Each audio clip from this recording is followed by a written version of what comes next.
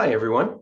I'm Glenn Hoetker, and it's a pleasure to share some thoughts on getting to a revise and resubmit, some reflections from my time on being an editor and a member of editorial review boards. And I wanted to choose this topic not just because it's very frustrating to not get to an R&R with a submission of what you think a good paper is, but because we also know that if you can get to an R&R, your probability of getting your paper published ultimately goes way up. Some of that, of course, is due to quality. Good papers are more likely to get to R&R and therefore more likely to get published. But it's also because once you're in the R&R stage, you're in a conversation with the reviewers and the editors. It's a weird conversation because you don't know who you're talking to and it's asynchronous, but you're in a conversation, and that gives you an opportunity to work through concerns they might have with the paper. And therefore, it's more likely that you'll strengthen the paper and reach publication. And if you can't get to the R&R, you never have that discussion. There's some things that over time I've seen authors do that unwittingly sabotage their opportunity to get to an R&R, even with a paper that might otherwise get there. So I wanted to share some observations on what those are from the editors and the reviewers' viewpoint, and then share some fairly basic things you can do that make it more likely that you'll get to that R&R stage. So the thought process as an editor or a reviewer ultimately is, after the review process is complete, will this paper meet the bar for publication along two dimensions: its contribution and its rigor. Or if you wanted to put that more colloquially, if I believe the paper's claims, would I care? And do I believe the paper's claims? First round papers almost never meet the bar fully in both dimensions. So then as a reviewer or as an editor, we're left trying to decide, will in revision there be a good chance that it will get to meeting that bar? Because if we don't think there's a good chance, it would be a waste of the author's time and the reviewer's time to continue the review process. So we'll simply reject the paper. Along these two dimensions, believability is actually often the easier to fix or to assume is fixable in revision. Whether we like it or not, reviewers and editors may suggest alternative empirical approaches or robustness checks that would increase their confidence in the paper. So where rigor / believability tends to stall papers and stop them from getting an R&R is typically, on the one hand, if the theory and hypotheses, and on the other hand, measure and measurement method aren't in alignment. Because that means that even if you performed your empirical approach perfectly, you can't answer the questions that you posed. There may be a fatal empirical flaw, but that's actually relatively rare in my experience. Oftentimes, it's the accumulation of small to medium-sized empirical flaws or shortcomings that mean we don't have a lot of confidence in the paper as it stands. There's a lot that would have to be fixed to get it to that stage. And if there are enough flaws and shortcomings, it can convey signs of sloppiness. And if someone was sloppy or incomplete in the first round, there's no reason to think they'll be different in the second or the third round. So all of that would work against extending an R&R.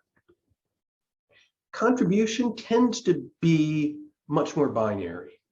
Either the intended contribution is clear and sufficient to merit publication in the first round, or nearly so. It may just need a little clarification or elaboration or streamlining.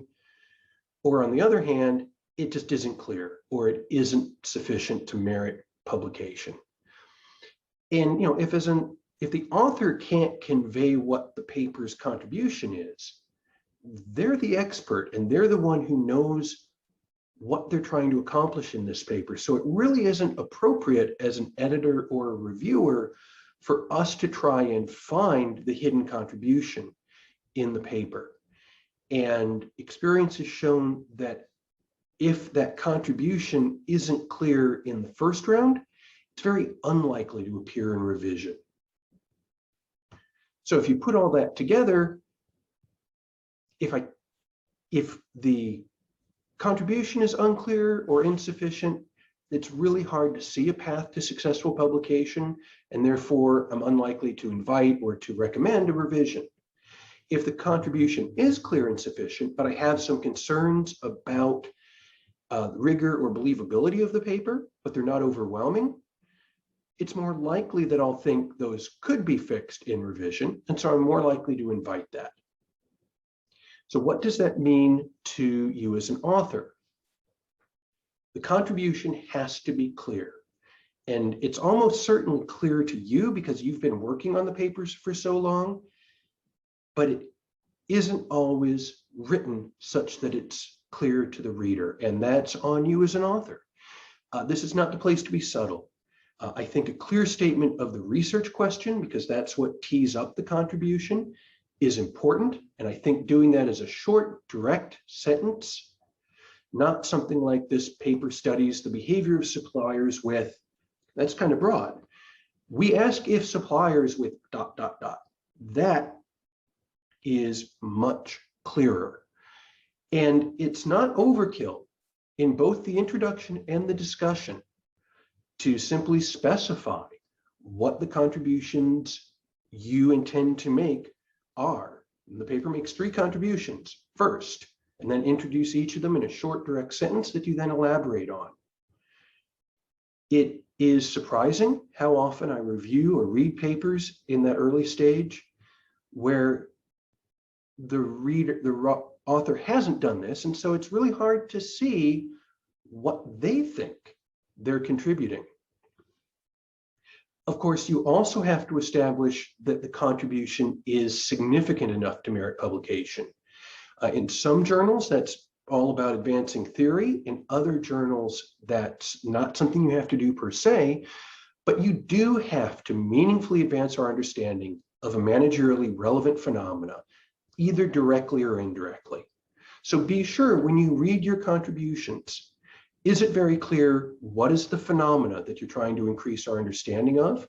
How does what you do advance our understanding? And why is that advance in understanding big enough that we should care? If you can do both of those, you're much more likely to convince a reader in the first round that you have a clear and significant contribution. Of course, no matter what the contribution is, your evidence has to credibly support that. What can you do here? Well, obviously, first off, be as thorough as you can reasonably be. Be very clear. Authors will sometimes sabotage themselves by being too brief or cryptic in their description of their method, which makes it very hard as a reader to have a lot of confidence in it and to have confidence that it could be fixed if there are limitations in a next round. No empirical paper is perfect. So if there are limitations or caveats to your analysis, I encourage you to be transparent about them. Much better to put them on the table because the reviewers will find them, and it's not a good look to seem like you were naive of what those limitations are. Be sure your theory and hypothesis and your measurement and methods are in alignment, and work really hard on being error-free to really convey that you put great care, consideration, and exactitude in the first round, and therefore can be counted on in doing so as you respond to the recommendations of the reviewer and the editor going forward. I hope these have been useful thoughts for you as you do your own work, and I wish you the best of luck. Thank you.